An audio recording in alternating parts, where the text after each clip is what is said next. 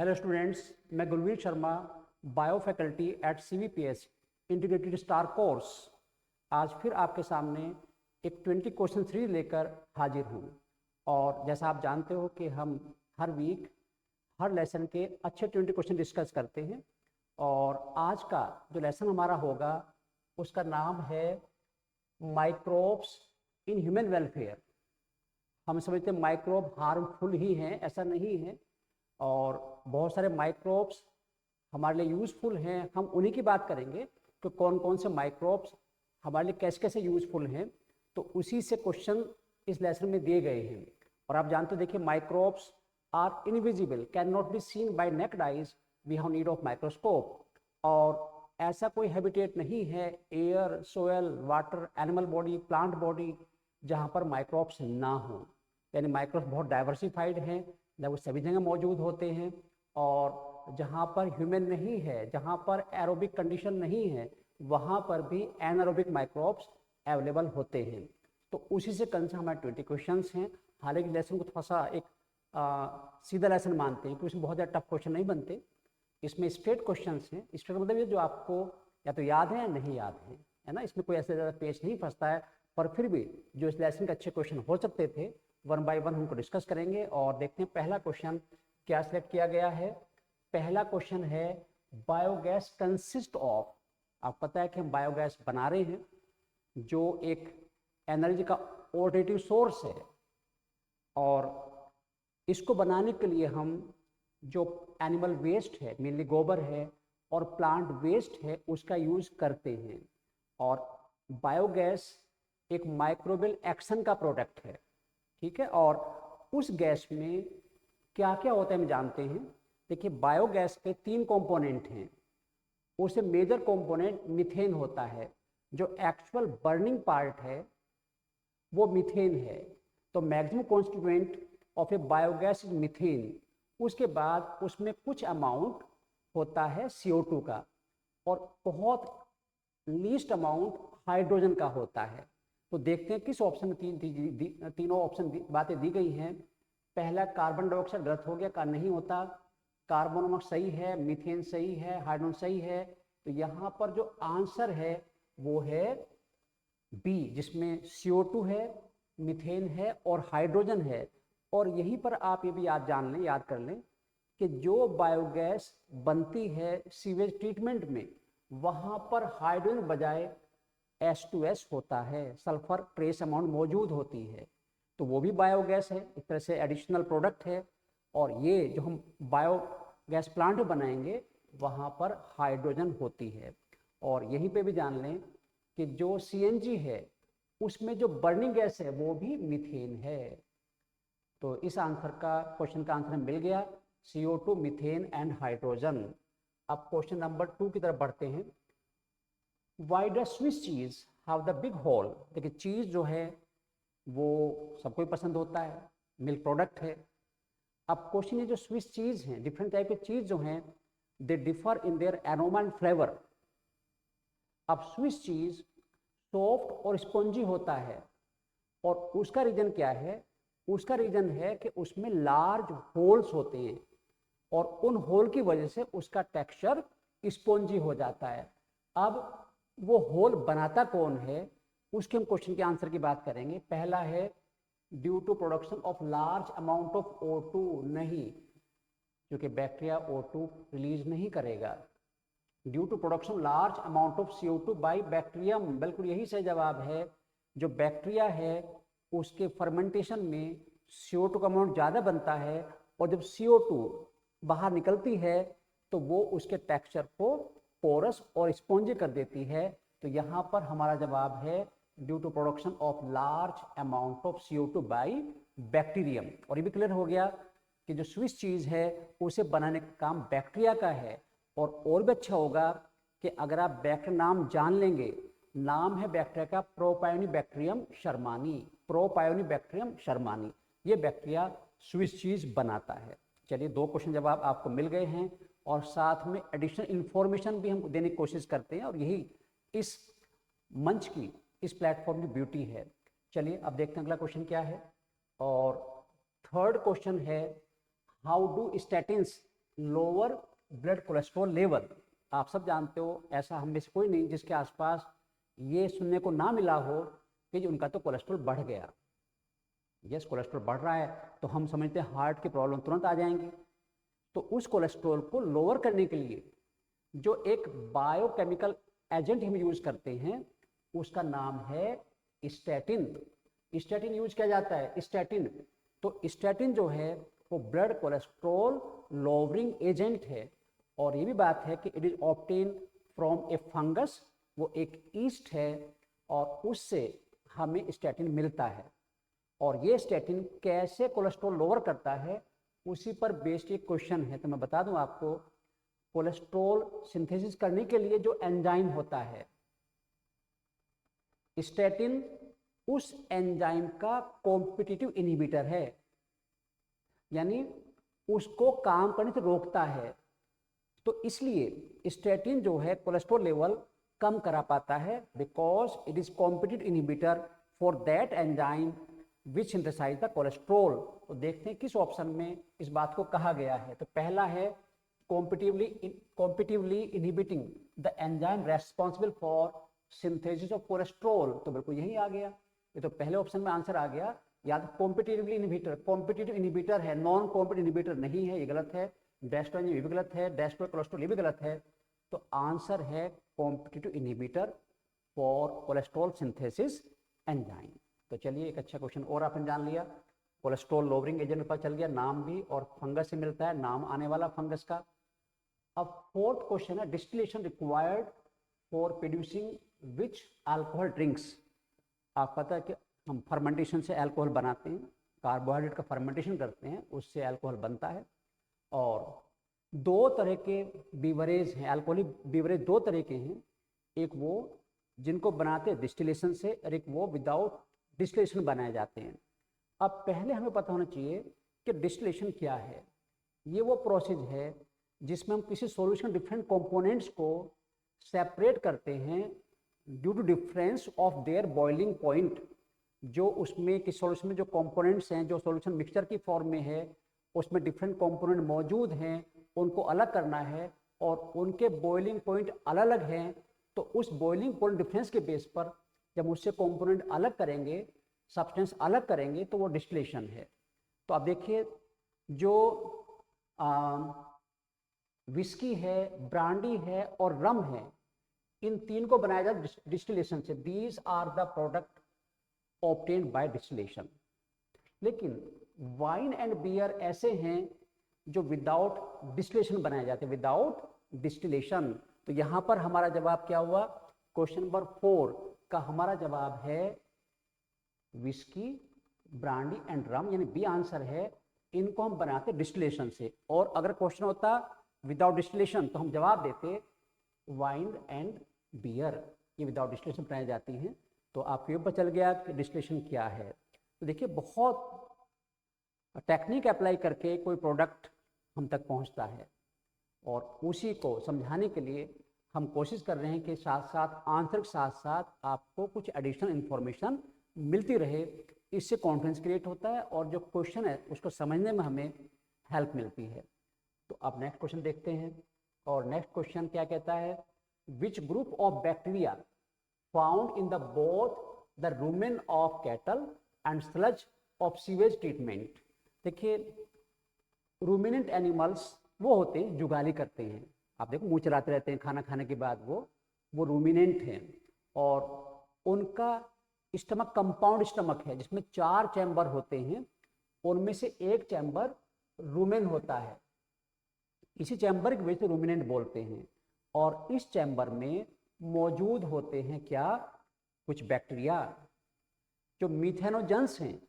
Methanogens यानी उनकी जो मेटाबॉलिक प्रोसेस है उसमें मीथेन बनता है और यही मीथेनोजेंस यूज होते हैं सीवेज ट्रीटमेंट में।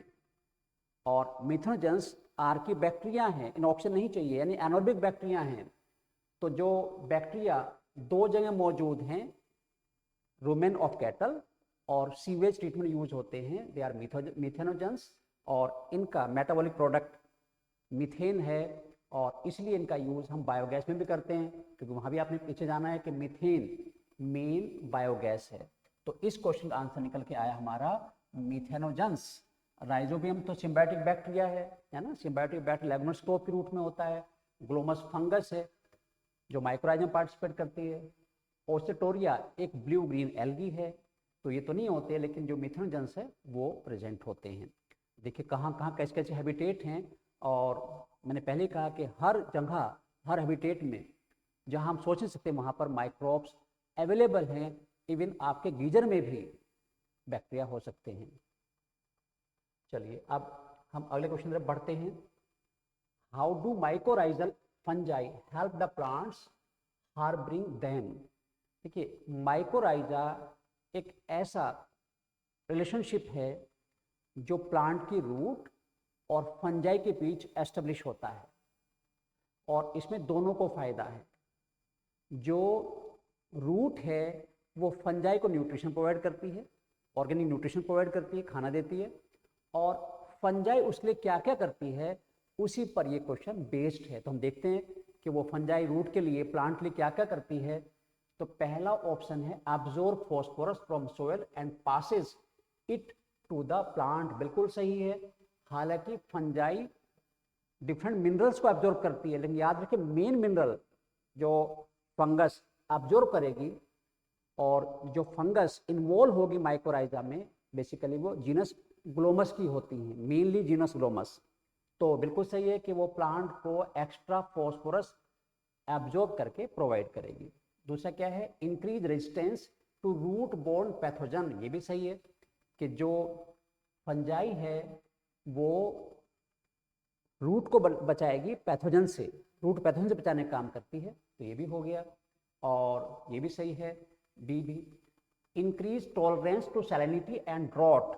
चूँकि जो फंगस है वो एक्स्ट्रा वाटर एब्जॉर्ब करके प्लांट को देती है, इसलिए जिन प्लांट्स में माइकोराइजल एसोसिएशन होता है उनको पानी कमी की ज़्यादा दिक्कत नहीं होती है, वे लंबे टाइम तक पानी कमी सहन कर सकते हैं, यानी टॉलरेट कर सकते हैं ड्रॉट को, इसलिए ये भी ऑप्शन हो गया। तो इन्हें तीन जो ऑप्शन दिए गए ए बी सी, वो तीनों यहाँ पर अप्लाई हो रहे हैं, और इसलिए आंसर होगा ऑल ऑफ दीज। ये तीनों प्रॉपर्टी जो हैं ये माइक्रोराइजल एसोसिएशन में होती हैं। तो एक क्वेश्चन से आपको तीन बड़े बड़े ऑप्शन पर चल गए कि वो क्या क्या करती है, सारे ऑप्शन एक साथ आ गए। अब बच्चों अगले पॉइंट की तरफ बढ़ते हैं। अगला क्वेश्चन देखते हैं क्या कहता है। Name the scientist who were credited to showing the role of penicillin as an antibiotic. आपको पता है कि एंटीबायोटिक दुनिया में होने की वजह से हमारा जो हेल्थ वो थोड़ा इम्प्रूव हुई है, because we are capable to treat those disease which were earlier incurable. आज एंटीबायोटिक का यूज करके हम उनको ट्रीट कर पा रहे हैं, और दुनिया को पहले एंटीबायोटिक देने वाले अलेक्जेंडर फ्लेमिंग हैं, जिन्होंने पेनिसिलिन नोटेटम से पेनिसिलिन फंगस को आइसोलेट किया था। ठीक है, तो इनका नाम तो आ गया कि उन्होंने पहले एंटीबायोटिक दी, लेकिन Ernst Chain and Howard Florey ने एंटीबायोटिक की जो पोटेंशियलिटी है, उसकी इफेक्टिवनेस है, उसे कैसे इम्प्रूव किया जाए उस टेक्निक को डेवलप किया, इसलिए इनका रोल भी बड़ा हो गया। और यही रीज़न है कि इन तीनों को, फ्लेमिंग को भी, चेन को भी और फ्लोरी को भी एंटीबायोटिक के लिए नोबेल प्राइज दिया गया है। तो यहाँ पर इस question answer all of these हो जाएगा, क्योंकि तीनों साइंटिस्ट का रोल है। तो एक ने डिस्कवर किया और दो ने उसके जो पोटेंशियल है, उसका जो इफेक्टिवनेस है, उसको डेवलप किया। चलिए अब नेक्स्ट क्वेश्चन तरफ बढ़ते हैं और देखते हैं नेक्स्ट क्वेश्चन क्या है। BT gene occurs in. ये क्वेश्चन सामने आते ही आपको बायोटेक्नोलॉजी याद आ गई, एप्लीकेशन वाला पार्ट, बीटी कॉटन वाला पार्ट है ना, तो वही क्वेश्चन है, लेकिन ये क्वेश्चन माइक्रोब्स में भी है। एक्चुअली बीटी जीन बैक्टीरिया में प्रेजेंट हैं, किसी पर बैक्टीरिया में प्रेजेंट हैं, और जिस बैक्टीरिया में है उसका नाम है बैसिलस थुरिनजिएंसिस। थुरिनजिएंसिस बैक्टीरिया में बीटी जीन होती हैं। अगर मैं जोड़ूँ बायोटेक्नोलॉजी तो आपको याद आ रहा होगा cry first AC, cry second A B, cry first A B, ये सब वो जीन हैं जो टॉक्सिक प्रोटीन बनाती हैं जिसे हम क्राई प्रोटीन बोलते हैं। और इसी प्रोटीन की वजह से जो कॉटन प्लांट हो डेवलप किया था हमने बीटी कॉटन, वो इंसेक्ट मेनली बोलवॉर्म रेजिस्टेंट हो गया था। तो बीटी जीन किस बैक्टीरिया मिलती हैं, उसका नाम है बैसिलस थ्रुंजिएंसिस। तो इस क्वेश्चन तो मज़ा नहीं आया कि हमने पहले जान रखा है इसका, पर फिर भी चलिए एक बार रिवाइज हो गया। ई कोलाई हम सबके इंटेस्टाइन में, कॉलन पार्ट में होता है। एब्डोमेन ट्यूफेसियंस प्लांट पैथोजन है वैसे तो, और क्राउन गोल्ड डिजीज करता है, लेकिन जो उसका टीआई प्लाज्मिड है वो तो एक बहुत अच्छा प्लांट के लिए वेक्टर है, जीन ट्रांसमिट काम आता है। और राइजोम लेग्यूमिनोसोरम एक सिम्बायोटिक बैक्टीरिया है जो लेग्यूमिनस क्रॉप के रूट नोड्यूल्स में होता है और नाइट्रोजन फिक्सेशन करता है। देखिए एक अच्छा पॉइंट ये भी आप ध्यान रखें, इस बात को सोच के रखें, आप क्वेश्चन सोल्व करते हैं जब हम, तो हम क्वेश्चन पढ़ते हैं उसका आंसर देख लेते हैं, लेकिन बेहतर होगा कि अगर आप जो बाकी 3 ऑप्शन हैं जो आंसर तो नहीं है उनको भी जान लें वो क्या क्या हैं। तो इससे क्या होगा, एक मल्टीपल ओरिएंटेशन आपका नॉलेज का बढ़ेगा। और कहते हैं ना 1 2 का 4, तो क्वेश्चन तो एक था और 4 पॉइंट आपको पता चल गए, है ना। तो 1 2 का 4 करने से आपको बहुत फायदा होगा, यानी 4 ऑप्शन जानने से फायदा होता है, क्योंकि वो आज ऑप्शन है, कल को क्वेश्चन के फॉर्म में आ जाएंगे। ठीक है, तो चलिए अब देखते हैं अगला क्वेश्चन। तो who found out that beer and buttermilk are produced due to the activity of yeast? आप जो हम फर्मेंटेशन करते हैं, बियर बनाते हैं, अल्कोहल बनाते हैं या बटर मिल्क बनाते हैं, वो ईस्ट की एक्टिविटी की वजह से होता है। इसको बताने वाले जो साइंटिस्ट हैं वो लुइस पास्चर हैं। लुइस पास्चर ने ये बताया था कि due to yeast activity fermentation होता है, उससे बियर बनती है, अल्कोहल बनता है और उसी से बटर मिल्क बनता है। और यही वो लुइस पास्चर हैं जिनको हम बोलते हैं फादर ऑफ फर्मेंटेशन टेक्नोलॉजी। और यही वो लुइस पास्चर हैं who develop technique of pasteurized milk. जो आप पॉलीपैक मिल्क लाते हो, अमूल का जिस कंपनी को लाते हो, जो पैक होके आ रहा है, उसको पॉस्चराइज्ड किया गया है। और वो पॉस्चराइजेशन वर्ड इनके नाम से आया है क्योंकि इन्होंने इस टेक्निक को बताया था कि हम ऐसे कर सकते हैं। अब तो उसको बहुत इंप्रूव कर लिया गया है, लेकिन शुरुआत करने वाले यही हैं, and the technique called pasteurisation. चलिए, तो ये यहाँ पर आंसर हमारा हुआ लुइस पास्चर। अब बच्चों क्वेश्चन नंबर 10 क्या कह रहा है, the technology of biogas production in India has been developed by the efforts of. देखिए हम जानते हैं 2 तरह के सोर्स एनर्जी के हैं, एक तो कन्वेंशनल जो लगातार आप देखते हो डीजल पेट्रोल ये वो कन्वेंशनल हैं, लेकिन ये तो लिमिटेड हैं, एक दिन द एंड होना ही है। तो हर गवर्नमेंट चाहती है कि हम कुछ ऐसे सोर्स डेवलप करें एनर्जी के जो एवर लास्टिंग हो, कभी खत्म ना हो। They are called non conventional source of energy, और बायोगैस उन्हीं में से एक है। ठीक है, और इंडिया में क्योंकि सब ज़्यादा कैटल हैं, सब ज़्यादा गोबर है, और उस गोबर को हम मेन सबस्ट्रेट की फॉर्म में यूज़ करते हैं बायोगैस बनाने में। तो इससे क्या होता है कि इंडिया में there rich opportunity of production of biogas in rural areas. तो अगर हम गांव देहात में बायोगैस प्लांट लगाएंगे तो एनर्जी मिलेगी, और उस एनर्जी से फ़ायदा ये होगा कि वो लगभग फ्री ऑफ कॉस्ट है। और दूसरा बड़ा फ़ायदा ये है कि इस प्रोसेसिंग में जो एनिमल वेस्ट है, जो प्लांट वेस्ट है, that convert into A fertile manure, वो एक अच्छे खाद में कन्वर्ट हो जाता है। तो नुकसान कोई बिल्कुल नहीं है, फ़ायदा है। अब उस बायोगैस का प्रोडक्शन बढ़ाने के लिए इंडिया में 2 एजेंसीज को रेस्पॉन्सिबल बनाया गया। अब वो 2 कौन कौन सी हैं, उनमें से एक तो khadi and village industries commission KVIC, जिसका हेड ऑफिस मुंबई में है। तो एक तो इसको कहा गया कि आप पता लगाओ या टेक्निक डेवलप कराओ कि हम कैसे कैसे इंडिया में बायोगैस प्रोडक्शन बढ़ा सकते हैं। और साथ में दूसरा है IARI, Indian Agriculture Research Institute, जिसका हेड ऑफिस न्यू दिल्ली में है।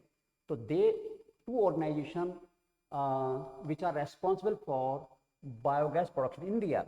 तो दो दिए गए हैं दोनों सी ऑप्शन में, जहां पर ए भी दिया हुआ है और सी भी दिया हुआ है, इसलिए आंसर हुआ सी। तो दोनों याद रखिए, मैंने हेड ऑफिस बताया मुंबई और दिल्ली, ठीक है।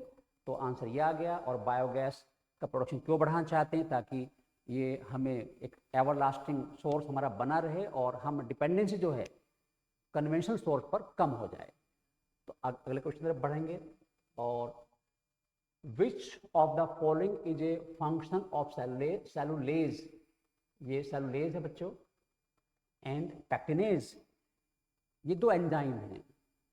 अब आप सोच देखो, जो आप घर में जूस निकालते हो वो थोड़ा सा एक तरह से नॉन ट्रांसपेरेंट, डर्टी डर्टी और थोड़ा थिक सा लगता है, लेकिन जब वही जूस आप बोटल्ड पैक में लाते हो तो वो क्लियर ट्रांसपेरेंट सुंदर सुंदर लगता है। तो उसको सुंदर बनाने का काम, उसको ट्रांसपेरेंट बनाने का काम, उसको क्लियर करने का काम इन दो एंजाइम का है।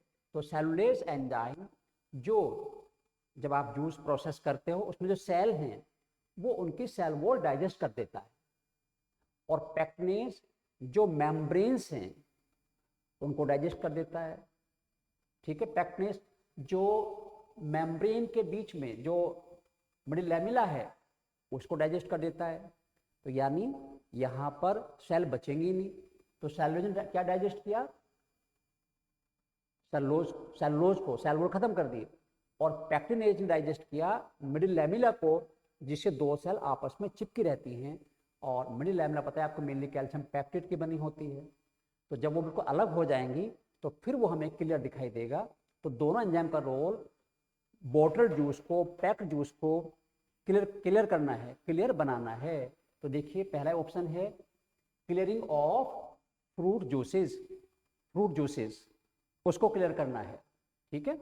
तो इसलिए वो आपको बिल्कुल अच्छे लगते देखने में, भले ही उसका थोड़ा सा एक तरह से वैल्यू जो घर का है और जो पैक्ड थोड़ा डिफरेंस आ जाता है, क्योंकि जो उसमें फाइबर्स हैं वो ख़त्म हो जाते हैं। और लेकिन ज़माना सुंदरता का है, देखने का है। अगर आप इसमें दो जूस रखे जाएँ तो आप बोतल वाले लोगे, बहुत सुंदर लग रहा है, हमें भूल जाते हैं कि बॉडी रिक्वायरमेंट के लिए कौन सा बेहतर है। तो कुछ बॉडी की भी सोचिए। पेट भरना जरूरी है, लेकिन पेट भरने के साथ जरूर ये है कि क्या उससे हमारी बॉडी की रिक्वायरमेंट पूरी हो रही कि नहीं हो रही है। और अगर आपने पेट भर लिया और बॉडी रिक्वायरमेंट पूरी नहीं हुई, that is called hidden hunger. और इससे हम अपनी बॉडी का, अपने ब्रेन का परफेक्ट यूज नहीं कर पा सकते, थक जाते हैं, बॉडी इतना काम नहीं करती, इतना लोड नहीं लेती। तो इसका भी ध्यान रखेंगे। हिडन हंगर मैंने वर्ड बोला है, तो अपने न्यूट्रिशन का, डाइट का ध्यान रखेंगे तो आपकी बॉडी, आपका ब्रेन आपके लिए ज़्यादा काम करेगा। तो बच्चों अब नेक्स्ट क्वेश्चन देखते हैं। This entry in the table wrongly matched, इसमें चार ऑप्शन दिए गए हैं। एक में नेम ऑफ माइक्रोब है, दूसरे में सिमिलर प्रोडक्ट है, और तीसरे में उस प्रोडक्ट का यूज है। तो देखते हैं क्या कह रहा है। ये कह रहा है मोनास्कस परपुरियस। यस, ये ईस्ट है, एक फंगस है, इससे मिलता है स्टैटिन, बिल्कुल सही है। ईस्ट मोनास्कस परपुरियस प्रोवाइड स्टैटिन्स, और जो स्टैटिन है ये कोलेस्ट्रॉल लोवरिंग एजेंट है। अभी थोड़ी देर पहले डिस्कस किया हमने कि it is cholesterol lowering agent, ठीक है। तो दैट लोअर द कोलेस्ट्रॉल। तो ये बिल्कुल सही है, वाला पार्ट सही हुआ, पहला ऑप्शन सही है। नाम फंगस से मिलने वाला प्रोडक्ट, काम भी सही है। उसके बाद स्ट्रेप्टोकोकस बैक्टीरिया है, बिल्कुल से इससे मिलता है स्ट्रेप्टोकाइनेज। इस बैक्टीरिया की जो जेनेटिकली मॉडिफाइड स्ट्रेन है, जेनेटिकली मॉडिफाइड स्ट्रेन, उससे स्ट्रेप्टोकाइनेज मिलता है।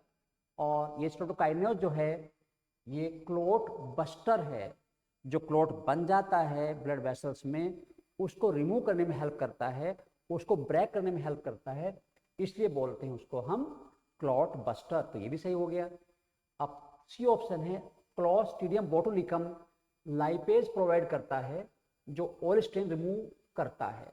तो देखिए ये तो सही है कि लाइपेज का काम, जो लाइपेज है जिसको हम ऐड करते हैं डिटर्जेंट्स में, तो वो ऑयल स्ट्रेन को रिमूव करने का काम करता है। आप देखो कई बार ऐड आता है कि दाग धब्बे, और वो ऐड में दिखाते हैं पहले सब्जी डालेंगे और फिर से साफ करेंगे। तो जो ऑयल हटाने का काम है वो लाइपेज का है। लेकिन जो यहाँ पर नाम दिया माइक्रोब का, ये नहीं है, ये बैक्टीरिया नहीं है। मेनली वर्ड यूज कर रहा हूँ, mainly lipase obtain from fungi. हालांकि कुछ बैक्टीरिया हैं पर ये नहीं है। तो इसका मतलब क्या हुआ कि it is the wrong answer, मतलब रॉन्ग स्टेटमेंट है, पर आंसर यही सही है। वो पूछा रॉन्गली मैच्ड, सी ऑप्शन है। अब ट्राइकोडर्मा, डी ऑप्शन क्या कहता है, ट्राइकोडर्मा पोलिस्पोरम, ये भी फंगस है और इससे मिलता है साइक्लोस्पोरिन ए। और जो साइक्लोस्पोरिन ए है ये इम्यूनोसप्रेसिव ड्रग है। जब आप किसी का ऑर्गन ट्रांसप्लांट करते हो तो उसका जो इम्यून सिस्टम रेसिपिएंट का वो उसे एक्सेप्ट नहीं करने देता, उसको रिजेक्ट करता है, तो उस टाइम हम साइक्लोस्पोरिन ए प्रोवाइड करके उसमें क्या करेंगे, उससे उसका इम्यून सप्रेस करेंगे जिससे वो धीरे धीरे एक्सेप्ट कर ले। तो यहाँ पर सी ऑप्शन रॉन्गली मैच्ड है। ठीक है, उसका जो माइक्रोब है वो प्रोडक्ट के साथ मैच नहीं कर रहा है। प्रोडक्ट और फंक्शन तो ठीक है पर देने वाला सही नहीं है, तो आंसर हुआ हमारा सी। अब नेक्स्ट क्वेश्चन देखते हैं बच्चों। ये है to turn fresh milk into curd the inoculum is applied.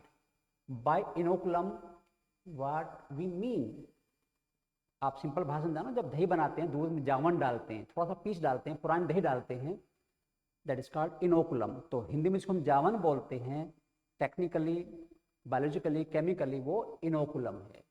और इस इनोकुलम में lab present in billions of number lactic acid bacteria जो मिल्क को कर्ड में कन्वर्ट करते हैं वो मिलियंस नंबर में प्रेजेंट होते हैं। जब हम उसे फ्रेश मिल्क में ऐड करते हैं तो वहाँ पर उनकी ग्रोथ होती है और उस ग्रोथ से लैक्टिक एसिड बनता है और वो लैक्टिक एसिड मिल्क को कर्ड में कन्वर्ट कर देता है। तो देखते हैं क्या आंसर बनता है इसका। Starter that is high, no ये नहीं है, B12 ज़्यादा नहीं होता। प्रोटीन रिच स्टार्टर होता है, ये गलत है। Starter that has millions of lab in it, बिल्कुल सही है। अभी हम बात कर रहे थे कि जो स्टार्टर है इनोकुलम है उसमें मिलियंस ऑफ लैब प्रेजेंट होते हैं और उन्हीं की फर्दर ग्रोथ से फ्रेश मिल्क कर्ड में कन्वर्ट होता है। तो हमारा आंसर हो गया सी। ठीक है, और बाकी ये भी गलत है, तो 3 गलत हो गए, तो बचा हुआ सी करेक्ट रहा, तो आंसर सी हो गया। और अब बच्चों आ जाओ नेक्स्ट क्वेश्चन पर। In how many stages the treatment of waste water in STPs means sewage treatment plants is carried out. जो सीवेज है, जो म्यूनिसिपल लिक्विड वेस्ट है, वो रिच इन ऑर्गेनिक पोल्यूटेंट्स, और उसको हम डायरेक्ट अगर वाटर सोर्स में छोड़ते हैं तो दैट कोज देयर पोल्यूशन। तो इसलिए हमारी जो रिवर्स हैं उनमें, लेक्स में हम सीवेज को डायरेक्ट ट्रांसफ़र कर रहे हैं तो लगातार वो पोल्यूटेड होती जा रही हैं। तो उस पोल्यूशन रोकने के लिए जो सीवेज है पहले उसको हम ट्रीटमेंट करते हैं और उस ट्रीटमेंट से वो उस फॉर्म में कन्वर्ट हो जाता है, वो पोल्यूशन ना करे। अब वो कह रहा है कि कितने स्टेज में सीवेज ट्रीटमेंट किया जाता है। तो बच्चों 2 स्टेज हैं जिन्हें बोलते हैं प्राइमरी ट्रीटमेंट। पहला है प्राइमरी ट्रीटमेंट, और जो प्राइमरी ट्रीटमेंट है ये फिजिकल ट्रीटमेंट है, नो माइक्रोब इज यूज्ड। इसमें जो फ्लोटिंग डेब्रीज हैं, ग्रिट है, पेबल्स पत्थर हैं, या कोई और ग्रिट डस्ट वगैरह है, उनको रिमूव किया जाता है, तो इसमें कोई माइक्रोब नहीं यूज होता। लेकिन जो सेकेंडरी ट्रीटमेंट है, सेकेंडरी ट्रीटमेंट वो माइक्रोबियल है, उसमें माइक्रोब यूज होते हैं। माइक्रोब पहले यूज होगा एरोबिक और उसके बाद एनारोबिक। तो दोनों तरह के माइक्रोब यूज किए जाते हैं, एरोबिक भी और एनारोबिक भी। तो जो सेकेंडरी ट्रीटमेंट है वो बायोलॉजिकल है और प्राइमरी ट्रीटमेंट फिजिकल है। तो 2 स्टेज हो गए और यहाँ पर हमें पता चल गया कि प्राइमरी ट्रीटमेंट फिजिकल है, नॉन बायोलॉजिकल है, और सेकेंड ट्रीटमेंट बायोलॉजिकल है। तो आंसर हुआ 2। ठीक है, अब नेक्स्ट क्वेश्चन पर बढ़ते हैं और देखिए next question, what is activated sludge. ये क्वेश्चन भी सीवेज ट्रीटमेंट जुड़ा हुआ है। अभी हमने जो सीवेज ट्रीटमेंट बात की से पहले क्वेश्चन में, देखिए जब आप फिजिकल ट्रीटमेंट कर लेते हैं तो जो सीवेज है उसको हम भेजते हैं एरोबिक टैंक में, और एरोबिक टैंक में जो एरोबिक बैक्टीरिया हैं वो वहाँ पर काफ़ी हद तक ऑर्गेनिक वेस्ट को डिकम्पोज कर देते हैं, टोटल नहीं करते, क्योंकि एरोबिक बैक्टीरिया पूरे को डिकम्पोज नहीं करेंगे, कुछ एनारोबिक कर पाएंगे।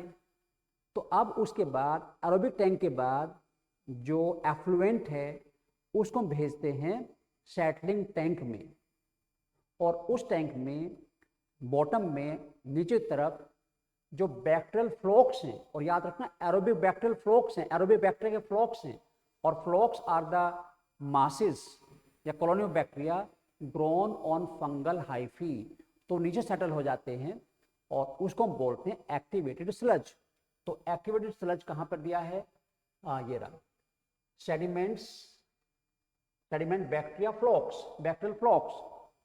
तो अब यहाँ पर अगला क्वेश्चन क्या बन सकता है कि सेडिमेंट बैक्टीरियल फ्लोक्स में बैक्टीरिया एरोबिक होते हैं, अनारोबिक होते हैं, बोथ टाइप होते हैं, या दोनों में कोई नहीं होता, तो जवाब होगा इसमें केवल एरोबिक बैक्टीरिया होते हैं।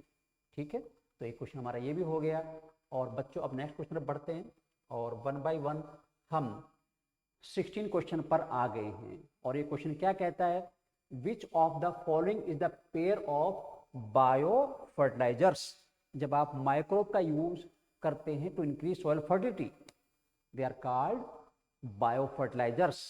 और ये अच्छी बात है, ये नेचुरल प्रोसेस है, इको सिस्टम का पार्ट है, इसमें कोई केमिकल यूज नहीं होता, सेफ है, इकोनॉमिक है।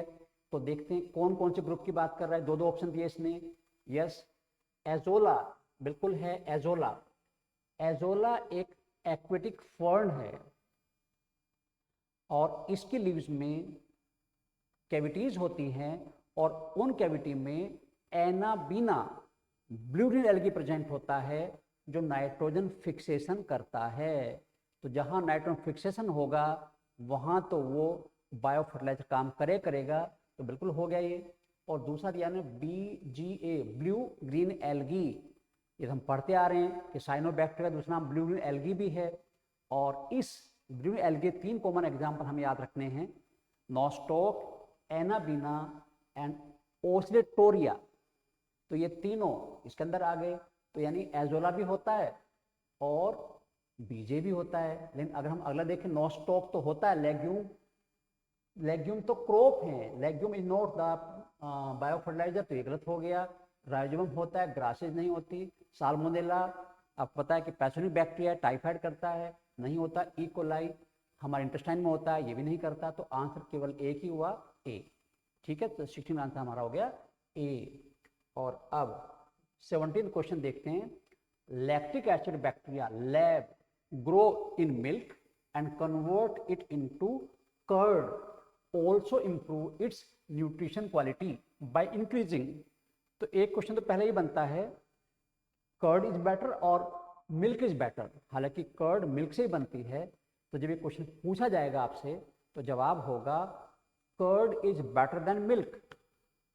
अब क्वेश्चन बना क्यों एक बेटर है भाई, तो बेटर इसलिए है कि जो लैब हैं जो मिल्क को कर्ड में कन्वर्ट कर रहे हैं, वो लैब उसमें विटामिन B12 ऐड कर देते हैं जो मिल्क में नहीं था।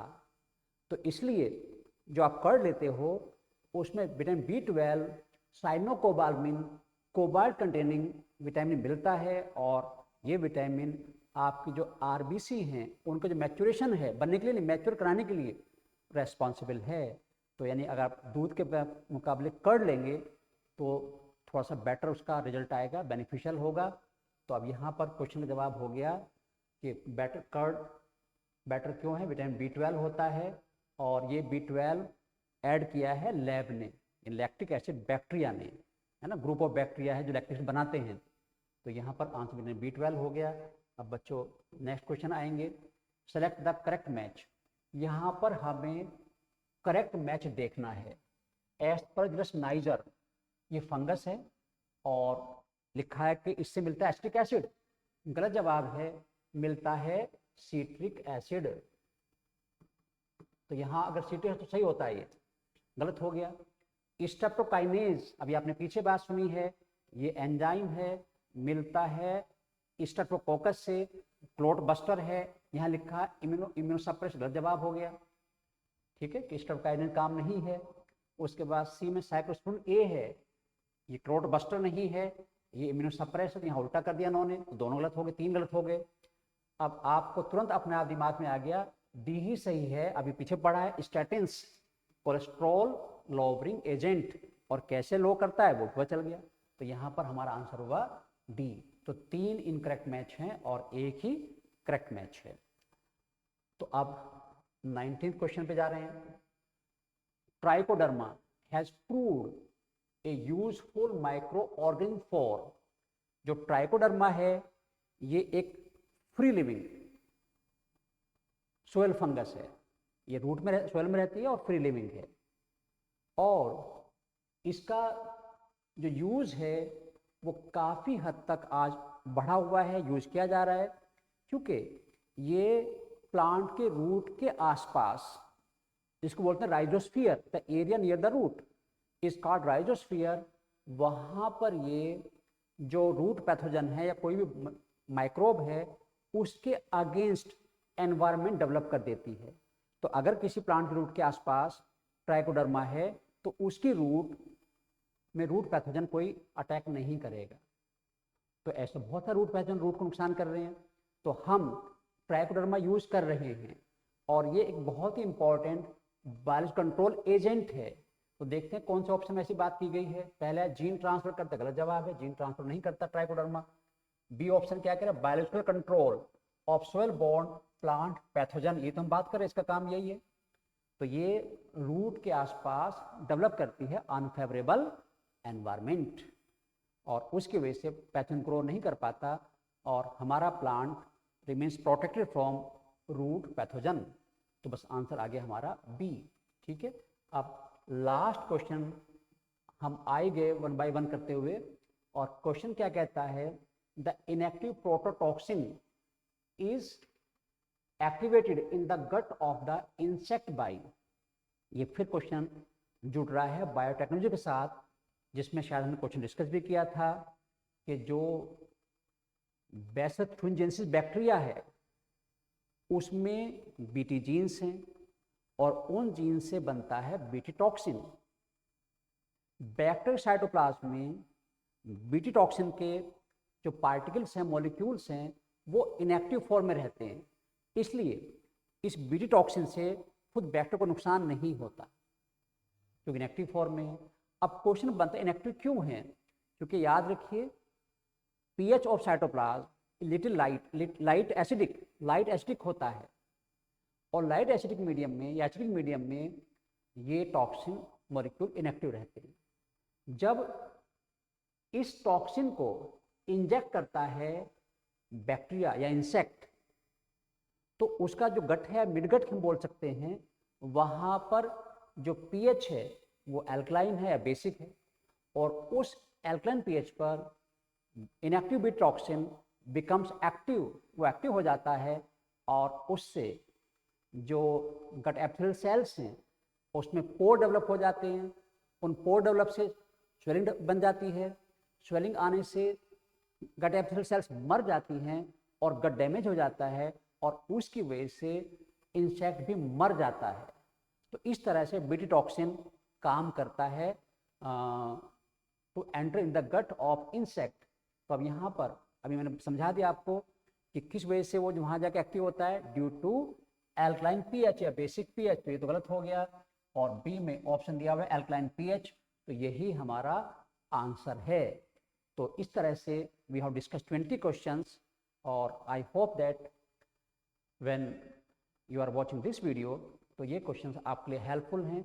और साथ ही साथ ये भी कोशिश की गई कि कुछ क्वेश्चन का आंसर तो ए बी सी लिख तो उससे फ़र्क नहीं पड़ता, मतलब वो इम्पैक्ट नहीं डालता, लेकिन वो आंसर क्यों है ये इम्पैक्ट डालता है। तो हम यही कोशिश कर रहे हैं कि आंसर ये क्यों है ये आपको बताया जाए।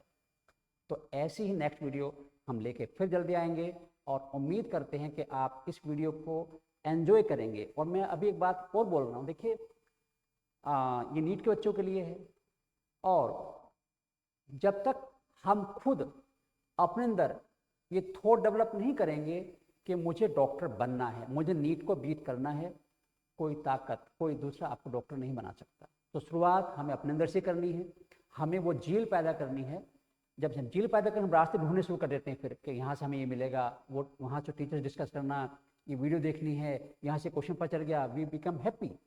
तो उस झील को जरूर डेवलप किए, केवल देखने से सुनने से सब एक ब्लाइंड सपने पालने से बात नहीं बनती। तो मैं उम्मीद करता हूँ कि आप सब इसी मोटिव के साथ लगे हुए हैं कि आपको डॉक्टर बनना है, नीट को बीट करना है, अच्छी रैंक लानी है, और उसमें कुछ कंट्रीब्यूशन हमारे भी हो जाए तो हमें भी अच्छा लगेगा, और हम we are trying our best. तो आई होप कि आप हमारे चैनल को सब्सक्राइब भी करें, लाइक भी करें, और अपने सजेशन हमें कमेंट बॉक्स में लिखते रहें। Thanks for today, thanks for watching this video.